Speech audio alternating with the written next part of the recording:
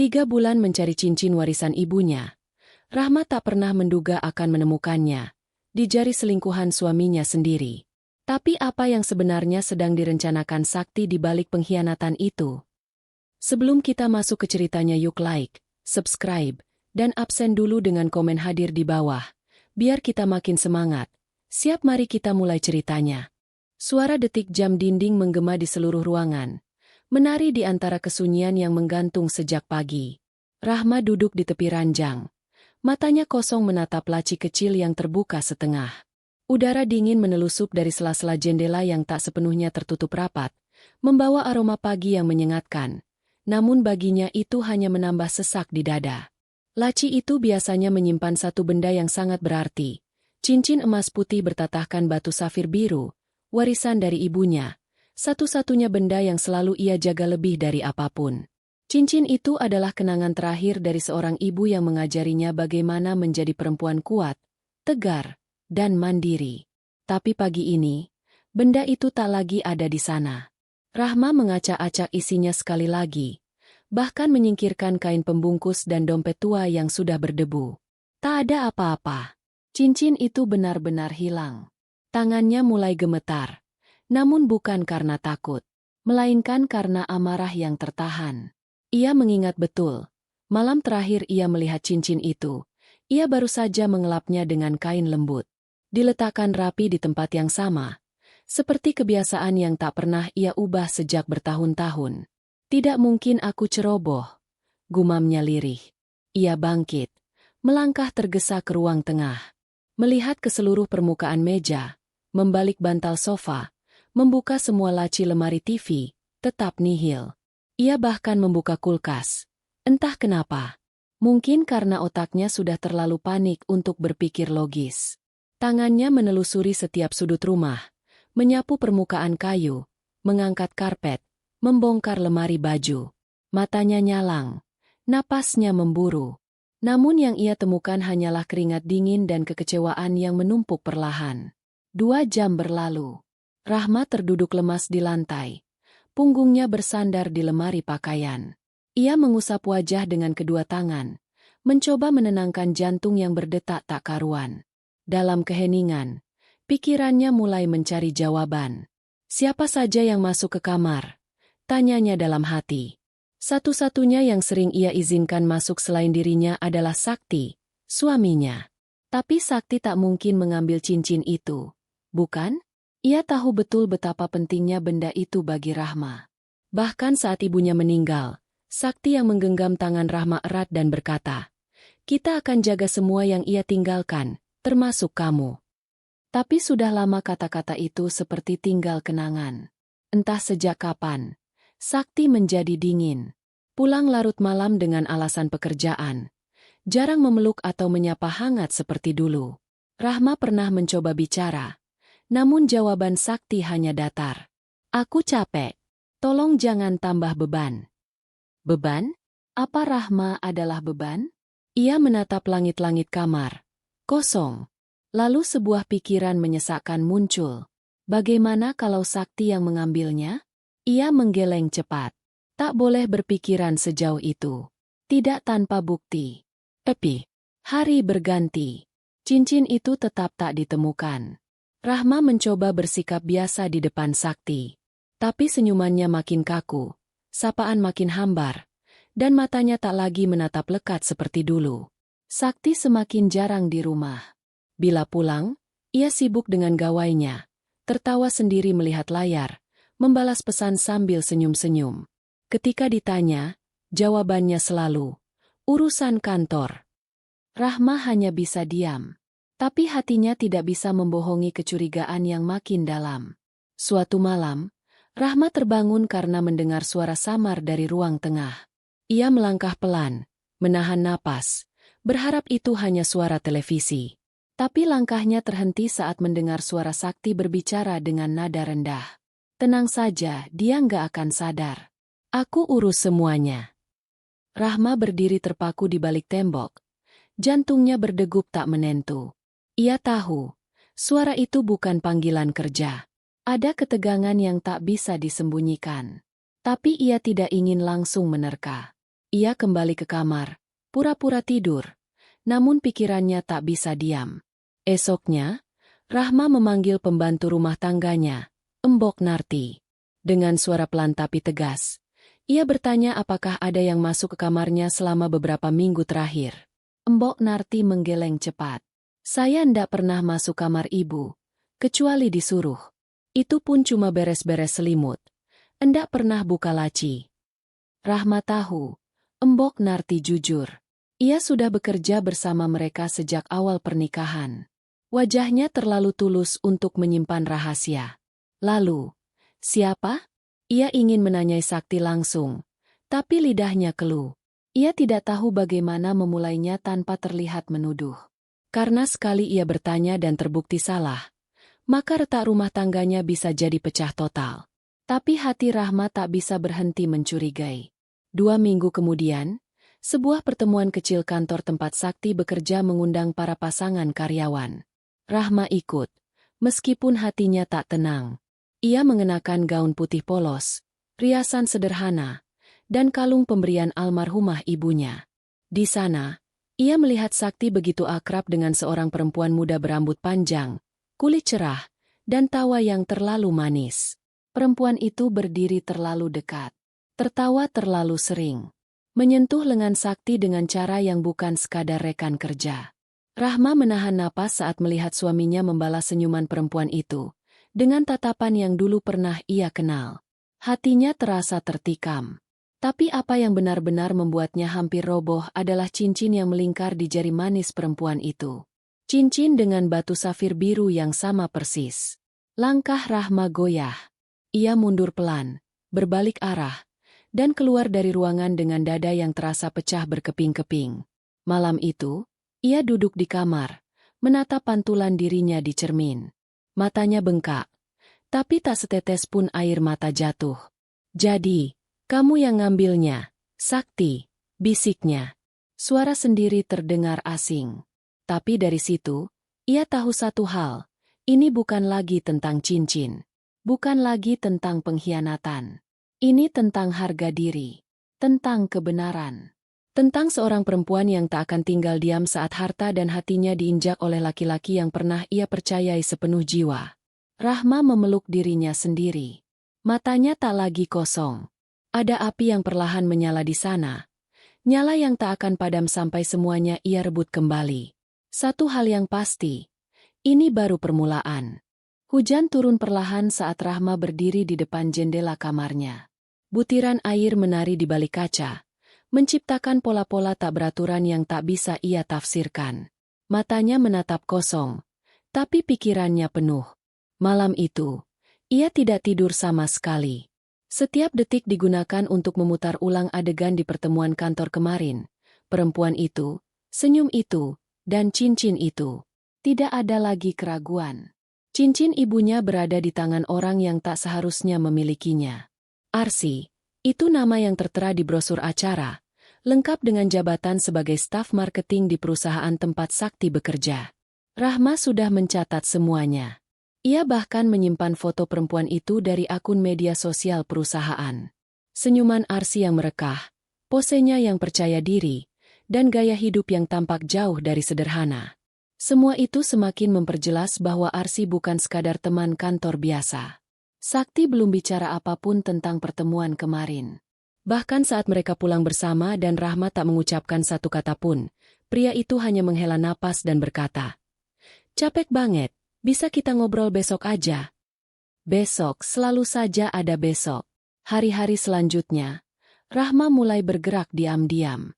Ia tidak ingin terburu-buru mengonfrontasi Sakti, karena kini ia tahu ini bukan hanya soal perasaan.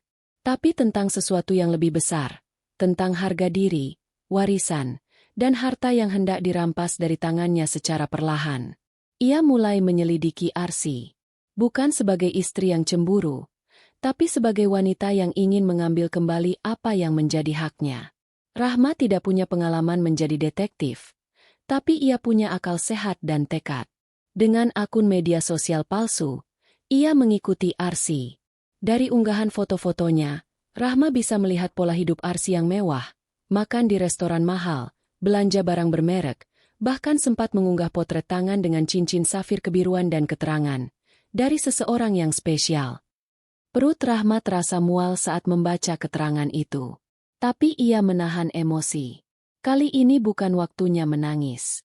Kali ini, ia memilih untuk menyusun potongan-potongan bukti. Sakti makin jarang tidur di rumah.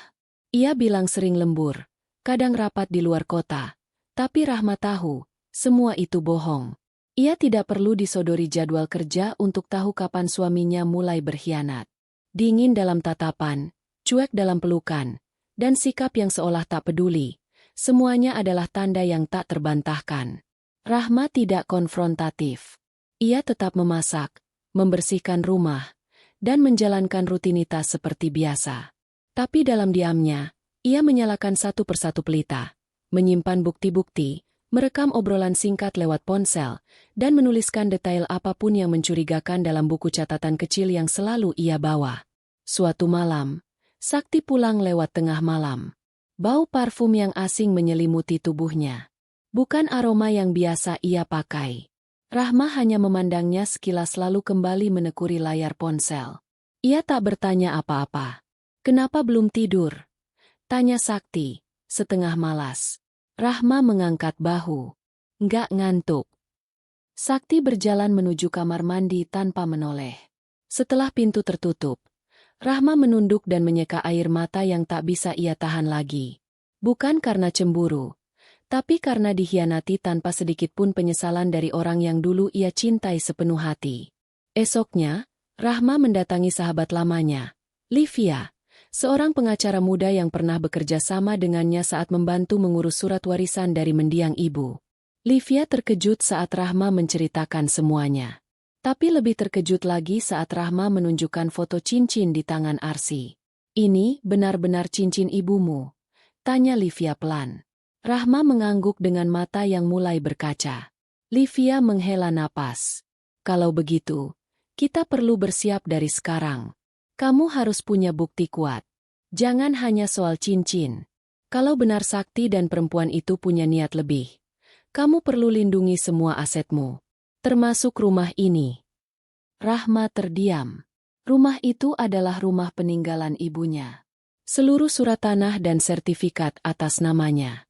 Tapi selama ini, ia mempercayakan semuanya pada Sakti. Semua berkas penting disimpan di dalam brankas kecil yang hanya bisa dibuka dengan sidik jari mereka berdua. "Rahma, kamu harus jaga dirimu. Jangan sampai dia memindahkan semua itu diam-diam. Kamu bisa minta legalisasi dokumen ke notaris dan mulai simpan salinan yang sudah dilegalisir," saran Livia. Rahma mengangguk.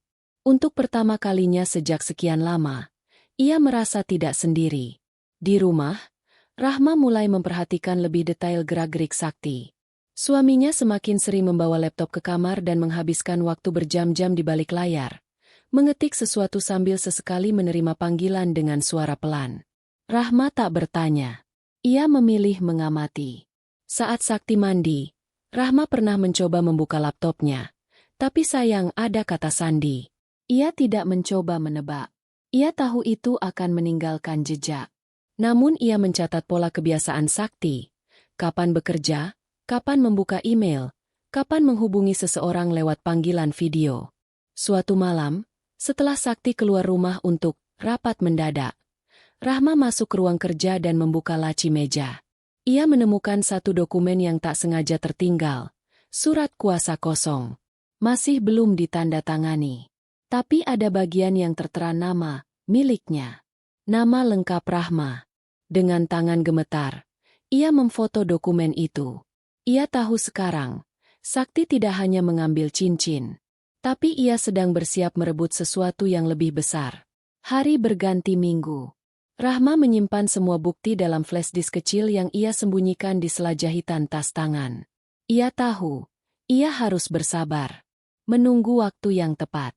Karena satu kesalahan saja bisa membuat semuanya hilang. Suatu hari, ia kembali membuka laci kecil di kamarnya. Tempat dulu cincin itu disimpan. Di sana, hanya ada kehampaan. Tapi Rahma tersenyum tipis. Hampir 3 bulan berlalu sejak cincin itu hilang. Namun kini ia tahu kemana arahnya. Ia tahu siapa pelakunya. Dan yang terpenting, ia tahu apa yang harus dilakukan selanjutnya. Diam bukan berarti lemah. Diam adalah waktu untuk menyusun rencana. Dan Rahma tidak sedang diam untuk menunggu. Ia sedang mempersiapkan perlawanan yang tak akan mudah dikalahkan. Karena Rahma bukan lagi perempuan yang dulu hanya menangis saat kehilangan. Kini ia adalah perempuan yang akan mengambil kembali semuanya. Satu persatu. Dengan kepala tegak. Langkah Rahma terhenti tepat di depan pintu ruang kerja Sakti. Hatinya berdetak pelan tapi menyakitkan. Seolah ada beban yang menggantung di dada dan tak bisa disingkirkan. Sore itu, langit mendung. Sama seperti pikirannya yang penuh kabut. Tapi Rahma tidak lagi berdiri sebagai perempuan yang bingung dan takut. Kini ia melangkah sebagai wanita yang tahu bahwa semua luka harus dihadapi. Meski diam-diam. Sudah hampir 2 minggu sejak ia menemukan surat kuasa kosong di meja kerja Sakti. Sejak saat itu, ia makin berhati-hati. Setiap gerak-gerik Sakti ia amati. Ia tahu, sesuatu sedang direncanakan di balik punggungnya. Bukan hanya soal pengkhianatan hati, tapi juga upaya untuk merebut semua yang telah ia jaga selama ini. Termasuk rumah ini. Termasuk usaha kecil peninggalan ibunya yang selama ini berjalan atas nama Rahma. Dan entah kenapa, semua itu membuat Rahma lebih sedih daripada marah. Pagi itu, Rahma memberanikan diri mengikuti Sakti diam-diam. Ia berpura-pura pergi ke pasar seperti biasa. Namun begitu Sakti keluar rumah, ia mengambil kendaraan berbeda dan mengikuti dari kejauhan.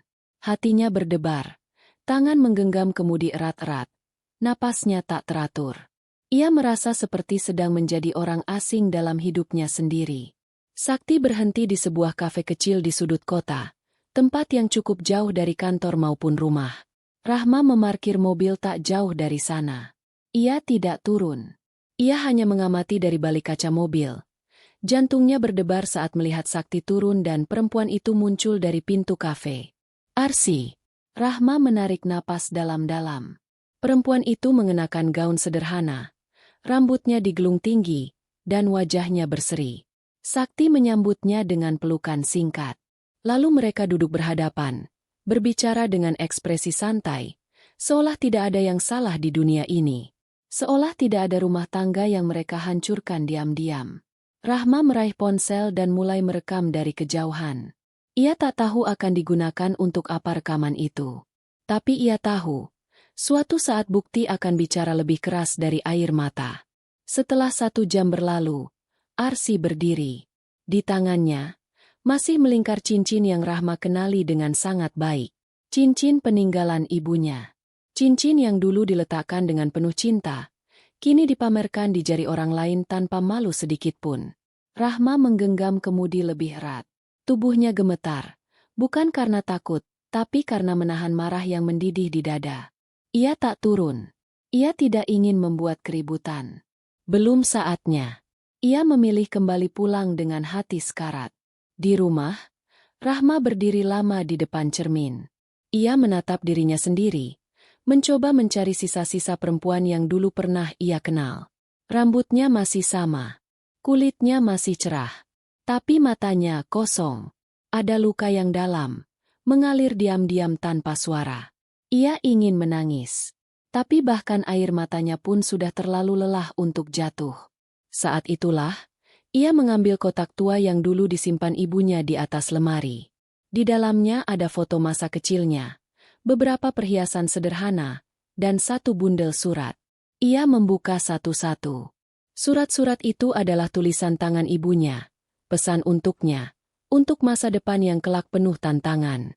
Kalau suatu hari kamu merasa dikhianati, jangan buru-buru menyalahkan hatimu yang terlalu percaya. Sebab percaya adalah kekuatan, bukan kelemahan. Dan kalau kamu kehilangan sesuatu yang berharga, pastikan kamu tahu kemana perginya.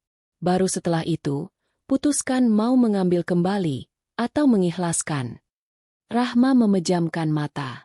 Seolah bisa mendengar suara ibunya menyentuh hatinya dari tempat jauh. Pelan-pelan, luka yang menganga di dalam dada mulai berubah menjadi tekad yang dingin. Ia tidak akan menangis untuk lelaki seperti Sakti. Hari berikutnya, Rahma mengunjungi toko perhiasan yang dulu menjadi langganan ibunya. Ia memperlihatkan foto cincin di jari Arsi kepada pemilik toko. Pria tua yang sudah mengenalnya sejak kecil itu mengernyit, lalu mengangguk. Ini cincin Bu Sulastri, bukan? Yang batu safirnya khas itu. Rahma mengangguk pelan. Bisa pastikan kalau itu cincin yang saya bawa ke sini beberapa tahun lalu. Pemilik toko mengangguk mantap. Saya ingat betul. Modelnya buatan lama. Tidak ada duanya. Saya sendiri yang bantu poles terakhir kali. Rahma menarik napas dalam. Kalau begitu, bisa tolong bantu saya buat surat pernyataan kalau cincin itu pernah dipoles di sini dan atas nama saya? Pria tua itu terdiam sebentar, lalu mengangguk. Tentu bisa. Tapi kenapa, Nak? Rahma tersenyum tipis. Saya sedang belajar untuk mengambil kembali yang menjadi milik saya. Malam itu, Sakti pulang lebih awal dari biasanya. Rahma menyambutnya seperti biasa. Namun kali ini, ia tidak memasang wajah dingin. Ia menyajikan makan malam, duduk bersama, bahkan sempat bertanya tentang kerjaan. Sakti tampak heran, tapi tidak banyak bicara. Besok aku ada urusan di luar kota, ucapnya sambil mengunyah. Rahma hanya mengangguk. Hati-hati ya. Sakti memandangnya sekilas. Sejenak, ada tatapan curiga. Tapi Rahma terlalu tenang untuk dicurigai lebih jauh. Ia sudah mempelajari semuanya, termasuk bagaimana berpura-pura baik demi menjebak. Setelah Sakti masuk kamar, Rahma membuka laptopnya. Ia mengirim semua foto, rekaman, dan surat pernyataan dari toko perhiasan kepada Livia. Ia tahu, permainan ini belum selesai. Tapi satu hal yang ia yakini, luka memang membisu. Tapi bukan berarti tak menyakitkan. Beberapa hari kemudian, Rahma datang ke kantor notaris yang dulu menangani surat warisan ibunya. Ia memastikan semua dokumen asli atas nama dirinya. Ia juga meminta salinan baru yang sudah dilegalisir. Setelah itu, ia menyimpannya di tempat yang tak bisa dijangkau siapapun.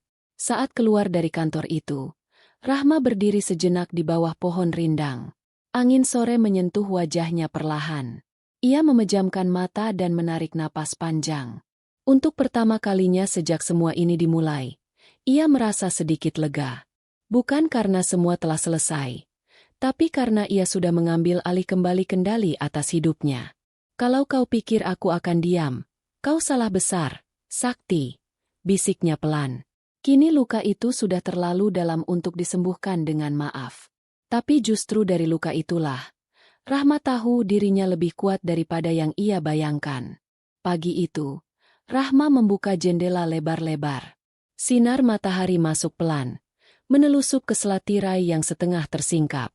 Udara hangat menyentuh pipinya, membuat tubuhnya yang sempat lelah kembali disegarkan.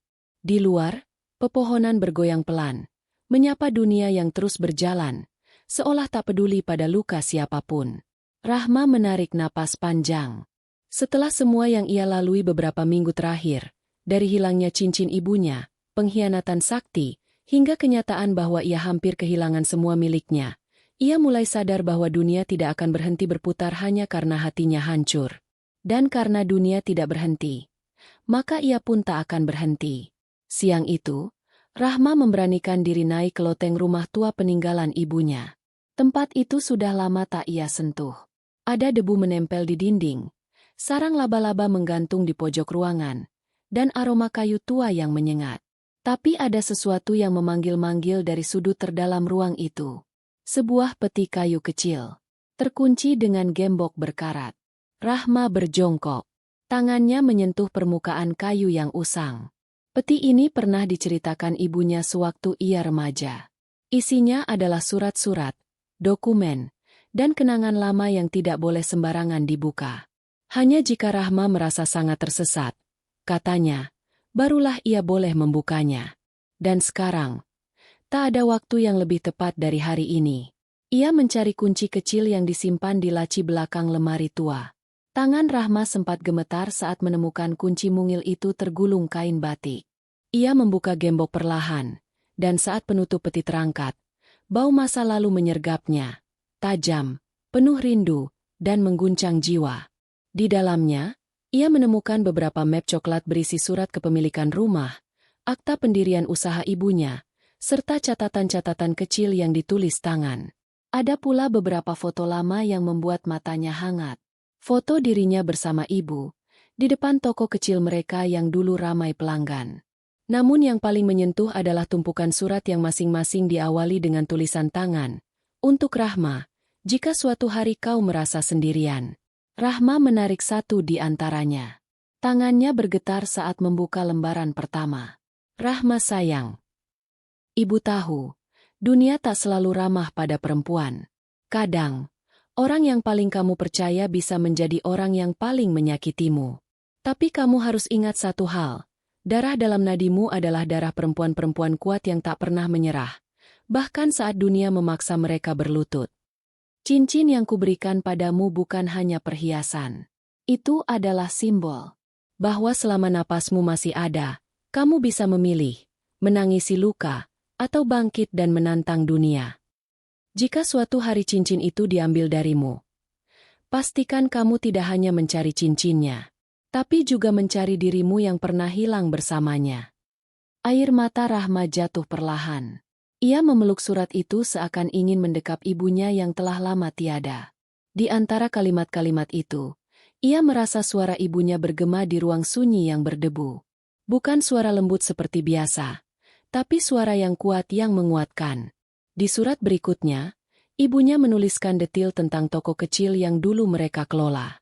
Catatan pendapatan, nota pembelian bahan baku, hingga rencana pengembangan yang tak pernah sempat terwujud. Rahma tersentak saat membaca bagian itu. Toko itu masih ada. Hanya kini tak terurus. Sakti sempat menyarankan menjualnya karena dianggap tidak menghasilkan apa-apa. Tapi Rahma menolaknya. Ia tak tahu kenapa dulu bersikeras mempertahankannya. Padahal tak sempat mengurus. Kini, ia tahu alasannya. Toko itu bukan hanya bangunan tua, tapi bagian dari warisan hidup ibunya. Bagian dari perjuangan perempuan yang membesarkannya sendirian. Dan Rahma tidak akan membiarkannya hilang begitu saja. Esok paginya, Rahma pergi sendiri ke lokasi toko. Bangunannya masih berdiri, meski kusam dan sepi. Papan nama sudah hampir copot. Debu menebal di etalase.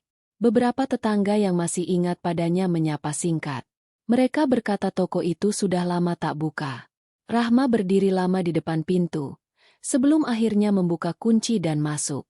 Aroma kayu tua dan sisa-sisa rempah menyambutnya.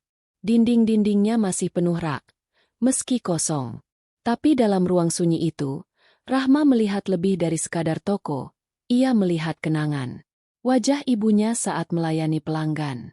Suara langkah kecilnya dulu yang berlarian di lantai. Tawa, tangis, dan peluh yang menjadi saksi perjalanan hidup mereka. Ia menyapu sendiri, membersihkan sendiri, membuang barang yang sudah rusak, membuka jendela lebar-lebar agar cahaya masuk. Satu hari penuh dihabiskan untuk membangkitkan kembali tempat yang dulu penuh kehidupan. Sore harinya, Rahma duduk di lantai toko. Tubuhnya lelah, tapi ada rasa damai yang menelusup pelan. Ia menatap dinding yang kini bersih, lalu bergumam. Aku akan hidup dari sini. Bukan dari harta yang ingin direbut Sakti. Ia sudah punya rencana. Toko ini akan jadi awal barunya. Di rumah, Sakti tak tahu Rahma sedang menyusun sesuatu yang lebih besar dari sekadar balas dendam. Ia pulang malam, seperti biasa. Kali ini membawa setumpuk berkas dan berkata bahwa ia sedang menyiapkan investasi besar. Rahma hanya mengangguk. Kenapa kamu nggak tanya soal pekerjaanku? Tanya Sakti suatu malam. Agak curiga. Rahma tersenyum. Aku percaya kamu tahu apa yang kamu lakukan. Sakti tertawa singkat. Akhirnya kamu nggak curigaan juga, ya? Rahma hanya diam. Dalam hati, ia bergumam. Bukan karena aku percaya, tapi karena aku sedang menyiapkan akhir dari semua kebohonganmu. Livia menghubungi Rahma sore itu. Aku sudah siapkan semua salinan legal. Semua aset atas namamu sekarang sudah terlindungi.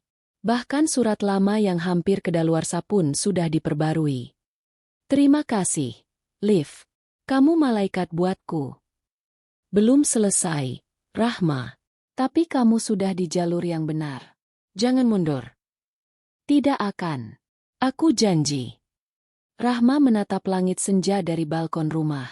Warna jingga menyapu cakrawala. Angin sore menyapu pelan rambutnya. Di dalam hati, ia mengucap syukur karena telah membuka kembali peti tua peninggalan ibunya. Peti itu bukan hanya berisi dokumen, tapi suara masa lalu yang menyelamatkannya dari kehancuran yang lebih dalam.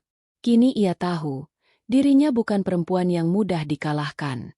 Dan siapapun yang mencoba merampas miliknya, termasuk Sakti, akan segera tahu bahwa Rahma telah kembali. Dengan luka, dengan pelajaran, dan dengan kekuatan yang tak akan mereka duga. Hari itu, Rahma berdiri di depan cermin besar di kamar. Pakaian yang ia kenakan sederhana, tapi ada ketegasan dalam caranya merapikan kerudung. Di balik ketenangannya, dadanya bergemuruh. Pertemuan yang akan terjadi hari ini bukan pertemuan biasa. Ini adalah konfrontasi pertama dengan orang yang diam-diam telah merebut segalanya. Perempuan itu bernama Arsi.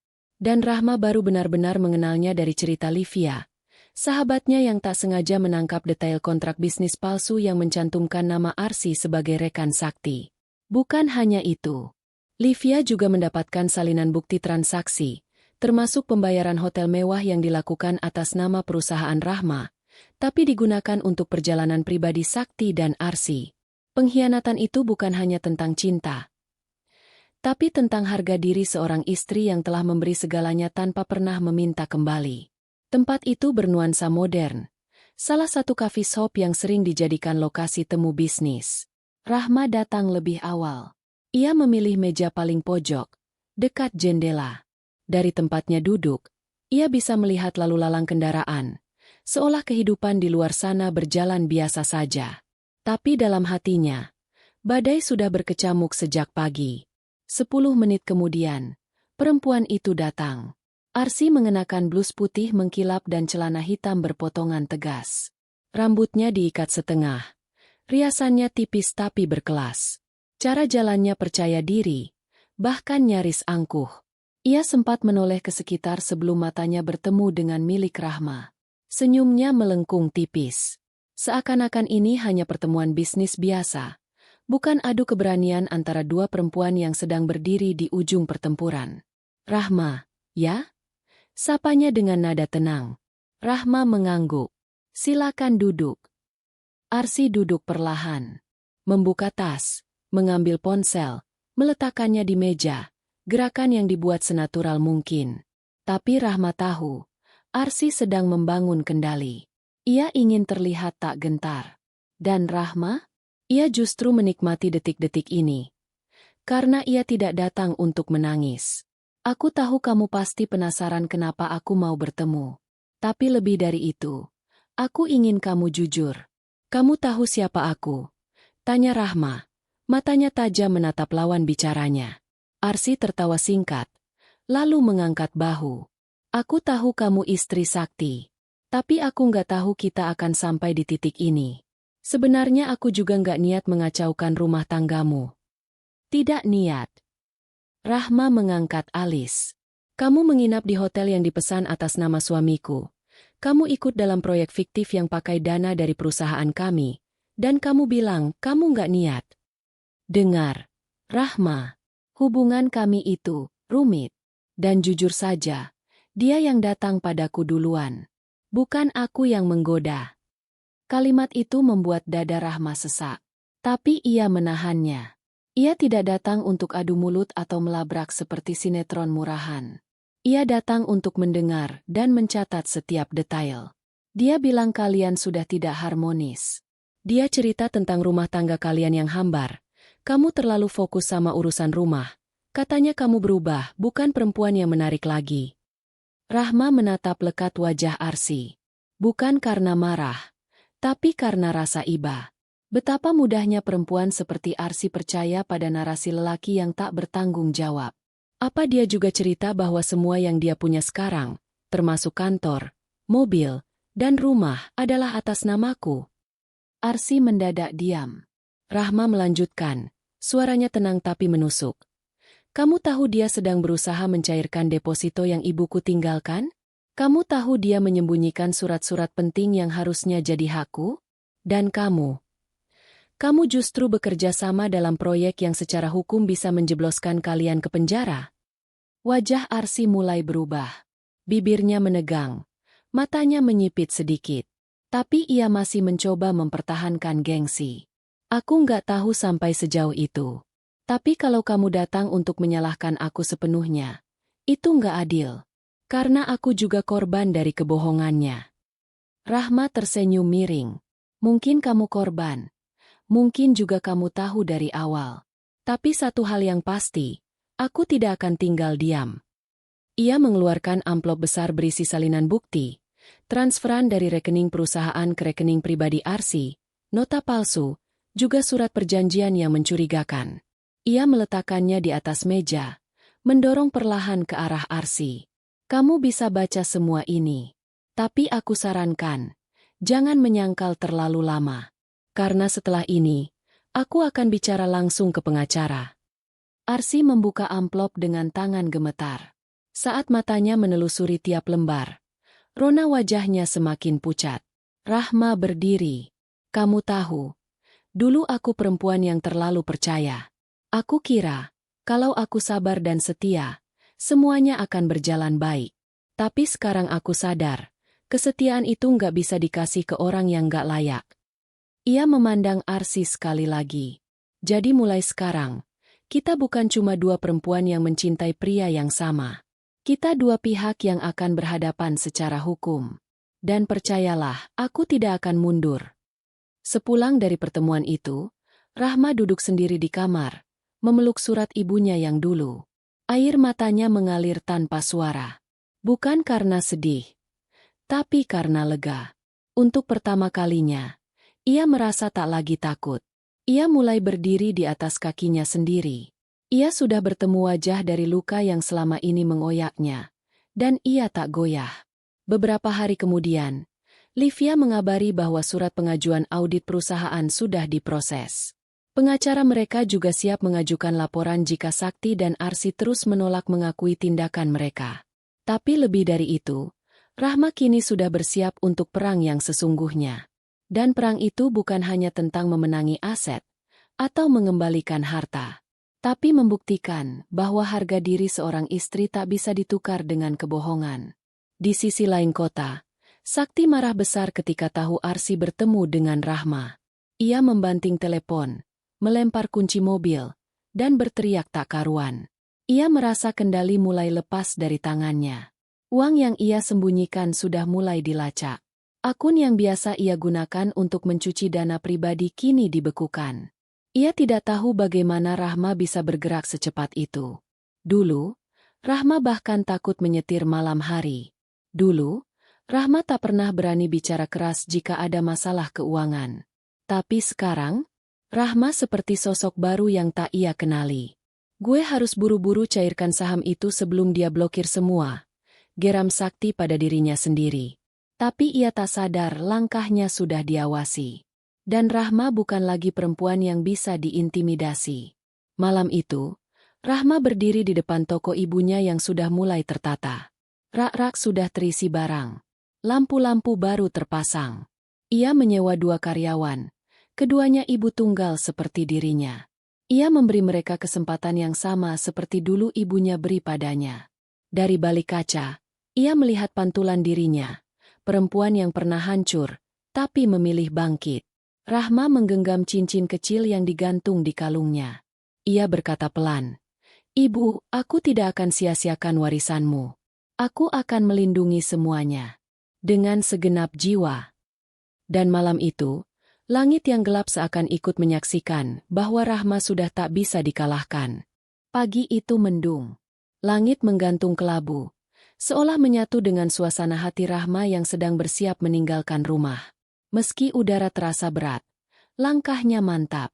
Ia tahu, hari ini akan menjadi titik balik, entah menuju kemenangan atau luka yang lebih dalam. Dengan map tebal berisi dokumen penting di tangan, Rahma tiba di kantor hukum yang sejak seminggu terakhir telah ia percaya untuk menangani kasusnya.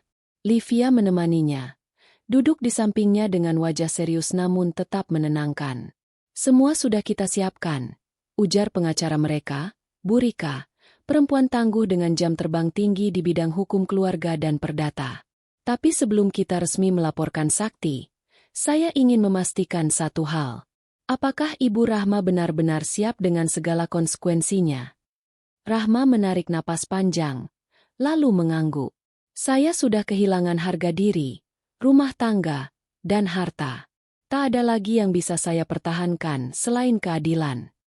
Bu Rika menatap Rahma penuh hormat. Baik, maka hari ini kita mulai dengan langkah pertama, melaporkan penggelapan dana usaha keluarga dan pemalsuan tanda tangan pada dokumen investasi.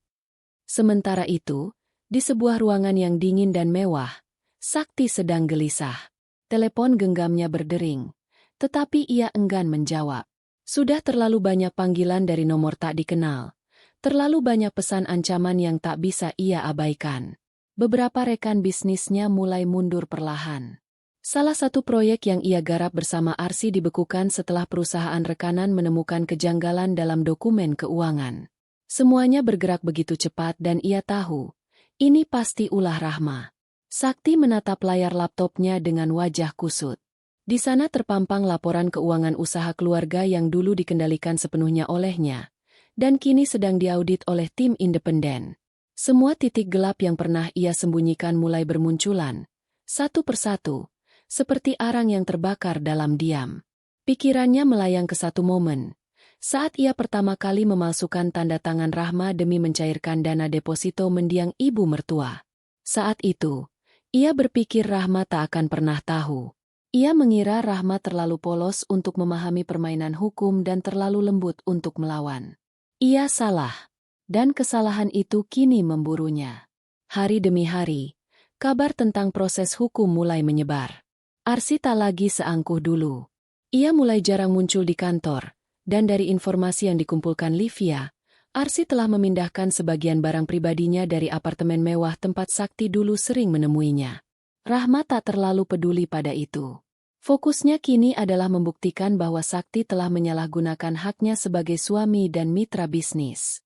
Ia menyusun kronologi kejadian bersama Bu Rika, dari awal pencatatan aset, penggunaan rekening bersama, hingga transaksi ilegal yang melibatkan pihak ketiga. Salah satu bukti terkuat datang dari sebuah lembar persetujuan investasi yang digunakan untuk mencairkan uang dalam jumlah besar. Rahma tidak pernah menandatanganinya.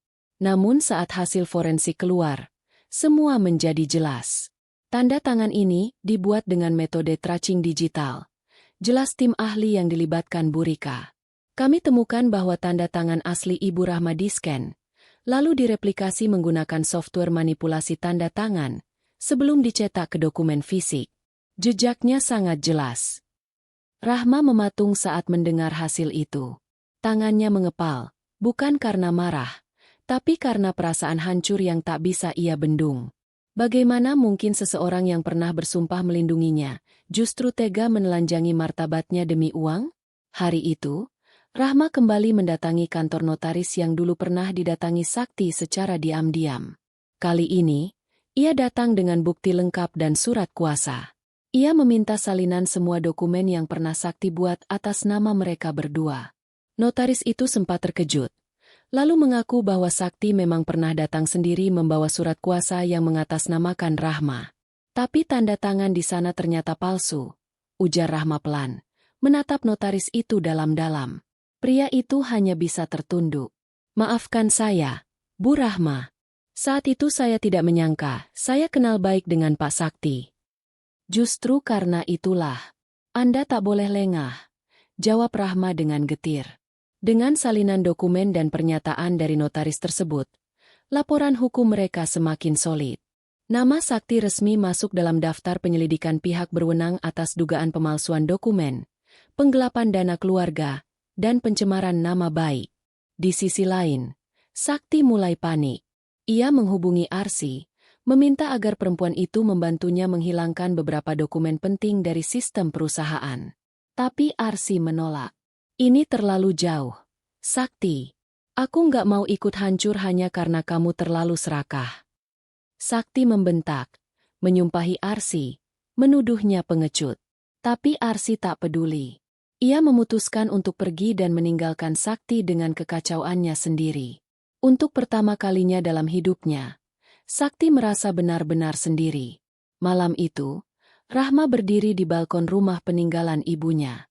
Angin menyentuh wajahnya pelan, seperti tangan lembut yang dulu selalu mengusap rambutnya. Ia menatap langit yang mulai bersih, penuh bintang. Livia muncul dari belakang, membawa 2 cangkir teh hangat. Semua ini belum berakhir, Rahma. Tapi kamu sudah melewati bagian tersulit. Kamu berani berkata cukup. Rahma mengangguk. Aku hanya ingin hidup yang tenang. Bukan untuk balas dendam, tapi untuk berdiri tanpa ketakutan. Livia menatap sahabatnya dengan bangga. Dan kamu berhasil. Kamu bukan hanya Rahma yang dulu. Kamu adalah perempuan yang berani, yang tak membiarkan pengkhianatan menghancurkan masa depannya. Rahma tersenyum. Aku hanya tak mau nama ibu tercemar. Karena dalam hidup ini, satu-satunya yang harus kita jaga sampai mati adalah kehormatan. Keesokan harinya, Rahma resmi mengajukan gugatan cerai. Surat itu dikirimkan langsung ke kantor tempat Sakti bekerja, tempat yang kini sedang diaudit besar-besaran.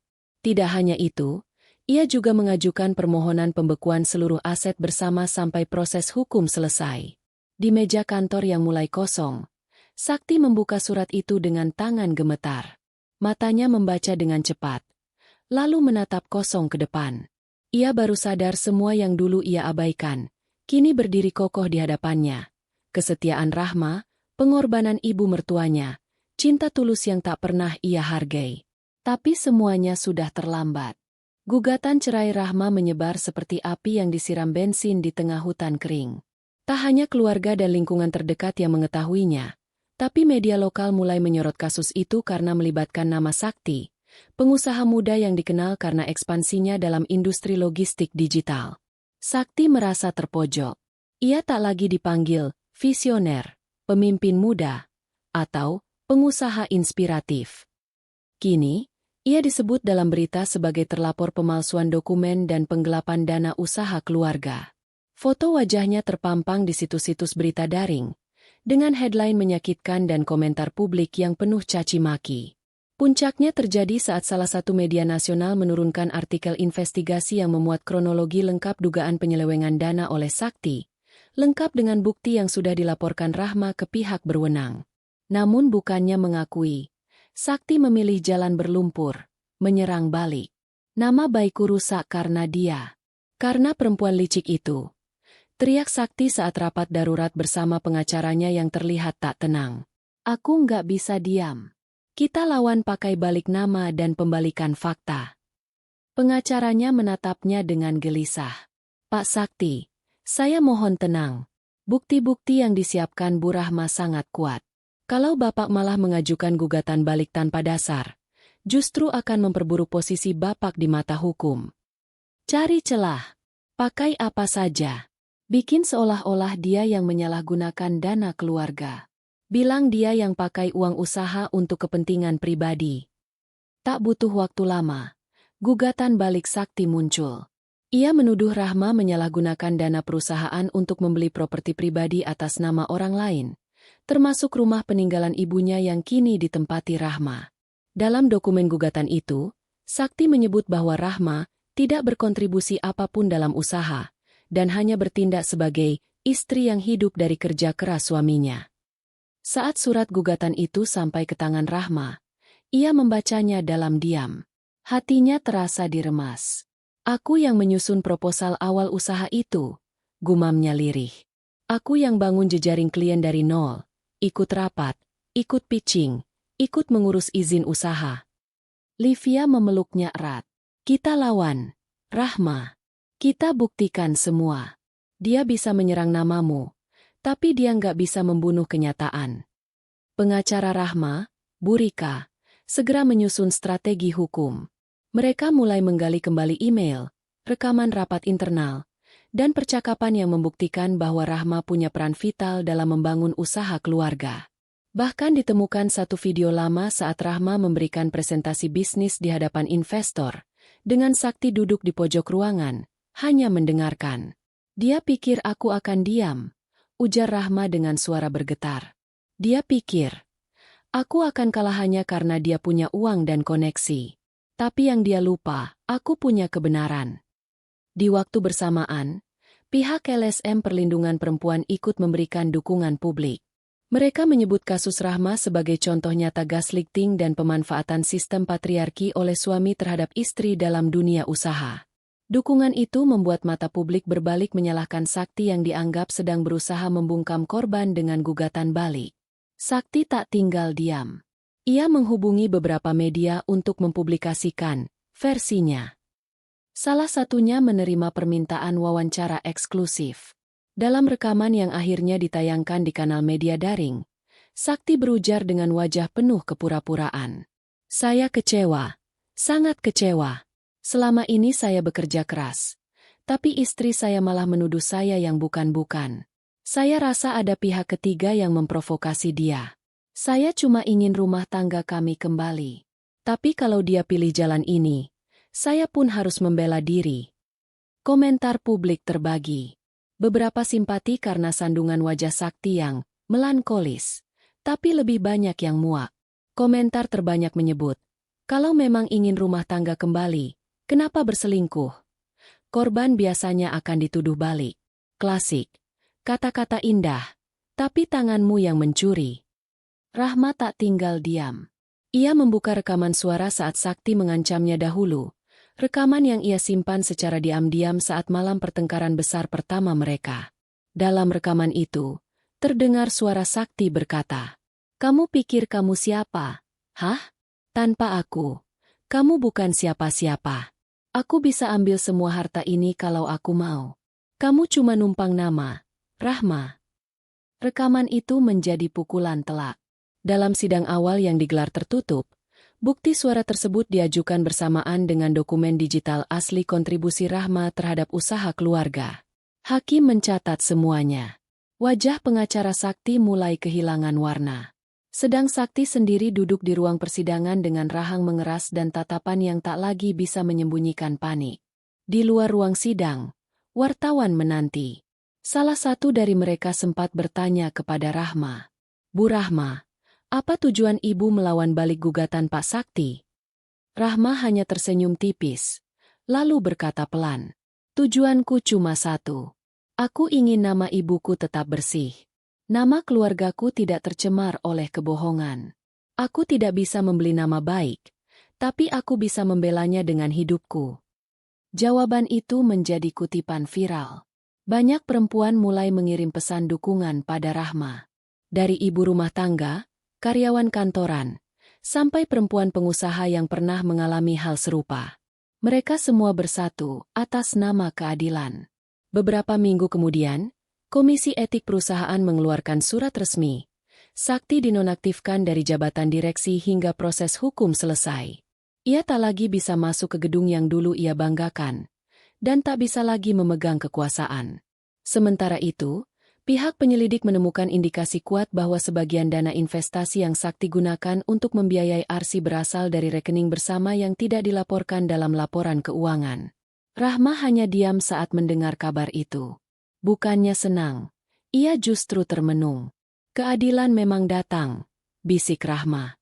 Tapi harganya, kadang adalah bagian dari jiwa kita sendiri. Livia memeluknya lagi malam itu. Tapi kamu sudah melindungi harga dirimu. Dan itu lebih berharga dari apapun. Langit sore itu mendung. Hujan belum turun, tapi udara terasa sesak. Seperti dada Rahma yang kian penuh dengan perasaan-perasaan tak bernama. Ia duduk di depan jendela rumahnya, menatap pekarangan yang dulu sering ia bersihkan bersama Sakti. Tempat itu kini seperti kenangan buruk yang tak bisa ia hapus. Sudah berbulan-bulan berlalu sejak gugatan cerai dan kasus hukum itu bergulir. Meski pihak pengadilan memihak padanya, dan opini publik berbalik mendukungnya, Rahma merasa jiwanya belum benar-benar bebas. Sakti tak lagi bisa menyentuhnya secara hukum. Tapi ia selalu hadir dalam bentuk-bentuk lain, fitnah di media sosial, pesan dari akun tak dikenal yang mengancam, dan yang paling menyakitkan, kiriman foto-foto Arsi, seolah ingin menunjukkan bahwa ia sudah digantikan. Dia pikir aku akan jatuh hanya karena itu. Gumam Rahma, mencoba menguatkan diri. Tapi dalam diam, hatinya seperti melepuh. Luka itu belum sembuh. Dan lebih menyakitkan lagi. Ada bagian kecil dalam dirinya yang tak mau luka itu sembuh. Malam itu, Rahma membuka laci di samping ranjangnya. Di dalamnya, terlipat rapi secarik surat. Surat tulisan tangan ibunya yang ditemukan di buku harian lama. Surat itu ditulis sebelum ibunya meninggal. Ditujukan untuk Rahma. Nak, jika suatu hari kau terluka karena orang yang kau percaya, jangan buru-buru memaksa hatimu sembuh. Luka itu ada bukan untuk dibuang, tapi untuk diingat. Supaya kau tahu betapa berharganya dirimu. Tangis Rahma pecah pelan. Ia tak menyangka, surat itu justru menjadi penguatnya malam itu. Beberapa hari kemudian, Rahma mendapat undangan untuk menjadi pembicara di forum nasional bertema Perempuan dan Keadilan dalam Rumah Tangga Modern. Awalnya, ia ragu. Tapi setelah berkonsultasi dengan Burika dan Livia, ia menerima. Di panggung forum itu, di hadapan ratusan orang, dan siaran langsung daring yang ditonton ribuan lainnya, Rahma berdiri. Ia mengenakan gamis putih sederhana, tanpa perhiasan, tanpa riasan mencolok. Hanya ada tatapan penuh keteguhan dan luka yang sudah ia pelajari untuk dikenakan seperti pakaian tempurnya. Saya bukan pahlawan. Saya hanya perempuan yang kelelahan karena terus-menerus dianggap lemah. Tapi saya percaya suara perempuan, jika didengarkan, bisa mengguncang dinding yang paling kokoh sekalipun. Tepuk tangan bergemuruh. Namun bukan itu yang membuat mata Rahma berkaca-kaca, melainkan komentar langsung dari salah satu penonton daring yang muncul di layar besar. Kau mungkin bukan siapa-siapa bagiku, tapi kisahmu menyelamatkanku dari keputusasaan. Di balik sorotan itu, Sakti semakin tertekan. Ia mencoba menghubungi Rahma secara langsung. Mengirim surat ke rumah, mengirim email, bahkan menitip pesan melalui Livia. Dia minta ketemu. Rahma. Sekali saja, ujar Livia pelan. Tak ingin membuat sahabatnya tersinggung. Rahma memejamkan mata. Untuk apa? Untuk memutarbalikkan kata-kata lagi. Dia bilang dia ingin minta maaf. Rahma tertawa lirih. Maaf? Setelah menghancurkan harga diriku di mata orang-orang, dia pikir satu kata bisa menyulam semua kembali. Namun malam itu, Rahma terdiam di depan cermin. Wajahnya yang dulu selalu tampak lelah kini lebih tenang. Tapi jelas bahwa bekas luka itu belum benar-benar hilang. Apa aku harus dengarkan dia sekali saja? Gumamnya lirih. Beberapa hari kemudian, Rahma mengirim balasan. Kita bisa bertemu. Tapi hanya sekali. Bukan untuk membuka kembali yang telah kututup. Tapi untuk menegaskan bahwa aku sudah tidak sama. Pertemuan itu diatur di ruang mediasi kantor pengacara. Tanpa awak media, tanpa tekanan. Sakti datang dengan wajah lebih kurus dan lesu. Tidak ada cincin di jarinya. Tidak ada senyum penuh arogansi seperti dulu. Ia hanya duduk di kursi, menunduk saat Rahma masuk ruangan. Mereka duduk saling berhadapan. Hening melingkupi ruang itu seperti kabut pagi. Aku datang bukan untuk membujukmu kembali, ucap Sakti akhirnya. Aku hanya ingin bilang, aku menyesal. Semua yang kau katakan waktu itu benar. Rahma menatapnya tajam. Kau hancurkan hidupku, Sakti. Kau cabik-cabik namaku. Bahkan setelah aku pergi pun, kau masih berusaha menyeretku jatuh. Lalu sekarang, kau hanya ingin aku memaafkanmu begitu saja. Aku tidak harap kau memaafkanku. Aku hanya ingin kau tahu, aku kehilangan arah setelah kehilanganmu. Rahma menghela napas panjang. Aku pernah berpikir kehilanganmu adalah musibah. Tapi kini aku tahu, kehilanganmu adalah anugerah. Ia berdiri, menatap Sakti untuk terakhir kalinya. Luka ini, tak akan aku sembuhkan dengan pura-pura melupakan. Aku akan menyimpannya, agar aku tak pernah membiarkan diriku jatuh lagi. Sakti tertunduk saat Rahma meninggalkannya. Di luar ruangan, matahari mulai terik. Rahma berjalan menuju mobilnya. Di tangannya, ia menggenggam sebuah benda kecil, Cincin pernikahan yang dulu ia simpan di kotak terkunci. Tanpa ragu, ia lemparkan cincin itu ke tong sampah di samping gedung.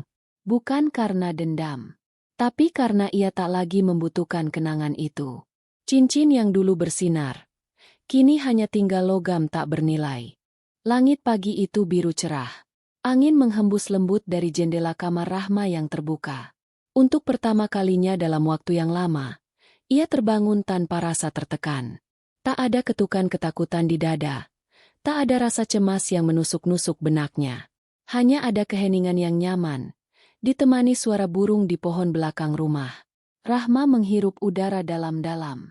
Ia tahu, pagi seperti ini bukan jaminan bahwa badai telah benar-benar pergi. Tapi ia ingin menikmati setiap detik kedamaiannya, sebelum apapun kembali mengusik.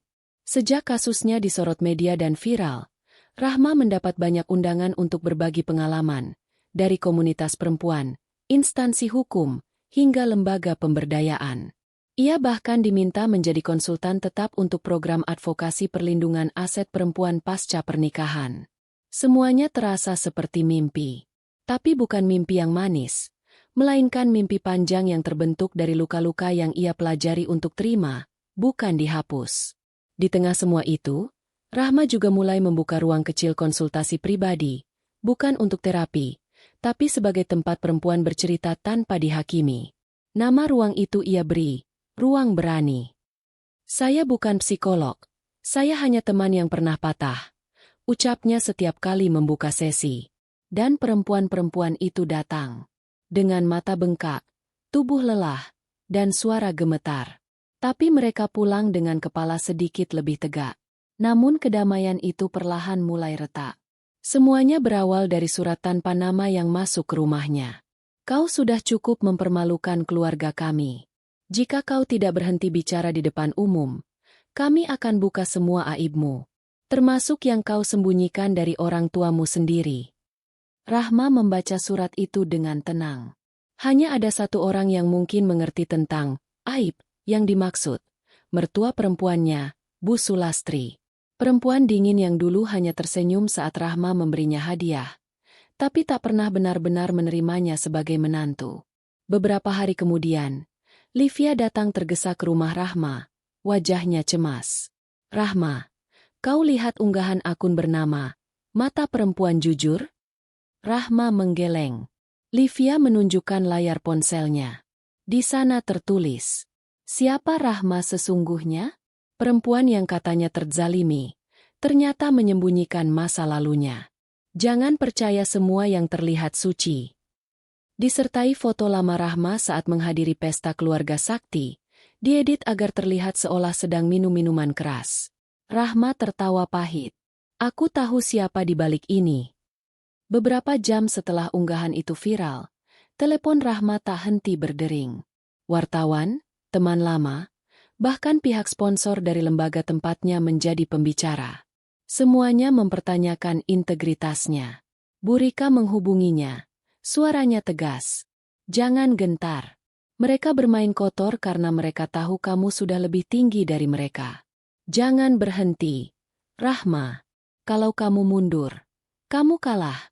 Tapi Rahma lelah. Ia bukan mesin. Ia bukan ikon tanpa perasaan. Malam itu, ia menangis. Tangis yang tak ia izinkan muncul berbulan-bulan. Tangis bukan karena takut, tapi karena jiwanya pernah terus dijadikan sasaran. Keesokan paginya, seseorang mengetuk pintu rumahnya. Ketukan itu keras. Penuh emosi, Rahma membuka pintu. Di hadapannya berdiri Bu Sulastri. Wajahnya penuh amarah.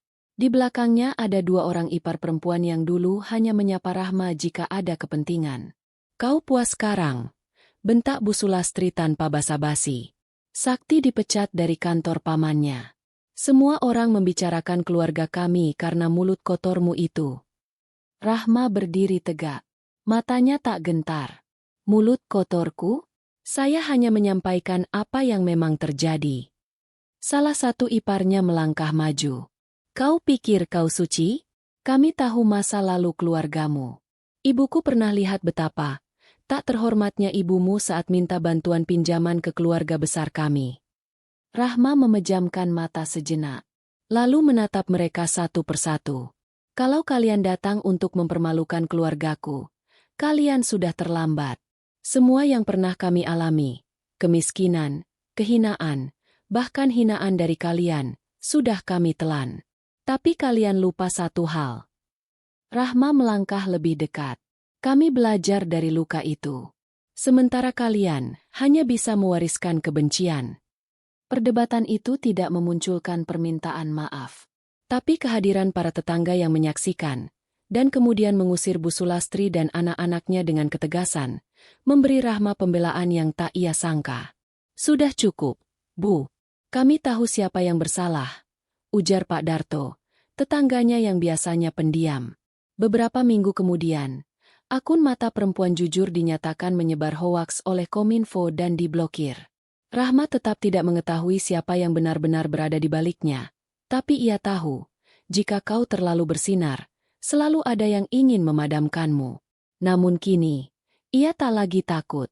Ia sudah tidak tinggal di rumah tanpa dinding, yang membuatnya gampang dihantam. Ia sudah membangun fondasi, kepercayaan diri, suara, dan keberanian. Dan rumah itu bukan bangunan, tapi dirinya sendiri. Rahma berdiri di depan cermin besar di ruang tamunya. Rambutnya dikuncir sederhana, wajahnya tanpa polesan, dan di kedua tangannya tak ada cincin. Ia menatap kosong bayangan dirinya. Dulu, bayangan itu selalu tampak rapuh.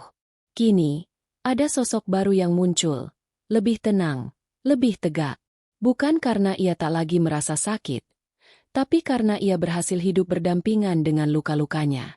Sudah hampir 2 pekan sejak Bu Sulastri dan keluarganya datang mengamuk. Dan sejak itu pula, Rahma memilih diam. Bukan karena takut, tapi karena ia sedang menyusun langkah terakhirnya. Langkah penutup. Hari itu, Rahma datang ke pengadilan. Tapi bukan sebagai korban, melainkan sebagai pihak yang menuntut hak.